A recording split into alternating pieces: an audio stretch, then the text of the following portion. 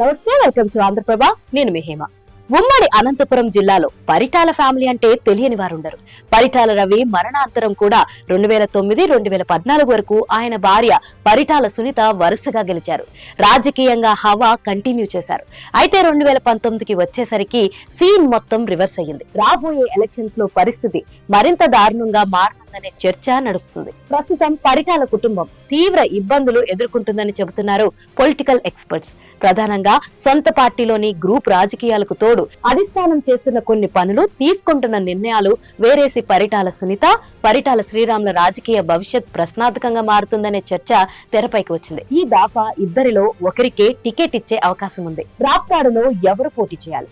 2 సార్లు ఎమ్మెల్యేగా గెలిచి ఒకసారి మంత్రిగా పనిచేసిన సునీత బరిలోకి దిగుతారా, లేక గత ఎన్నికల్లో పోటీ చేసి ఓడిపోయిన శ్రీరామ్ పోటీ చేస్తారా అనేది ఇప్పుడు అక్కడున్న తమ్ముళ్లకు $1 మిలియన్ ప్రశ్నగా మారింది.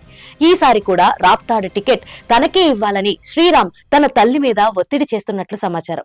2019 ఫలితం రిపీట్ అవుతుందేమో అనే ఆందోళనలో సునీత ఉన్నారని అంటున్నారు. కేడర్ కూడా సునీత వైపే మొగ్గు చూపుతున్నారని తెలుస్తుంది. ఇదే సమయంలో శ్రీరామ్ కూడా పట్టు విడవడం లేదని సమాచారం. టీడీపీలో పరిటాల ఫ్యామిలీకి ప్రత్యర్థులు ఎక్కువైపోయారనే చర్చ కూడా జిల్లా వ్యాప్తంగా నడుస్తుంది. ఇందులో భాగంగా ధర్మవరంలో వరదాపురం సూరికి పరిటాల ఫ్యామిలీకి మధ్య పచ్చగడ్డి వేస్తే బగ్గుమంటుందని అంటున్నారు.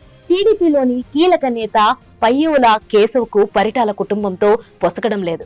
ఇదే సమయంలో ప్రభాకర్ చౌదరికి పరిటాల ఫ్యామిలీకి ఏ మాత్రం పొసగడం లేదు. ఇలా ఉమ్మడి అనంతపురం జిల్లాలోని టీడీపీ కీలక నేతలతో పరిటాల ఫ్యామిలీకి పొసగపోవడంతో రాప్తాడులో ఈసారి పరిటాల ఫ్యామిలీ పరిస్థితి ఏమిటి అనే చర్చ తెరపైకి వచ్చింది.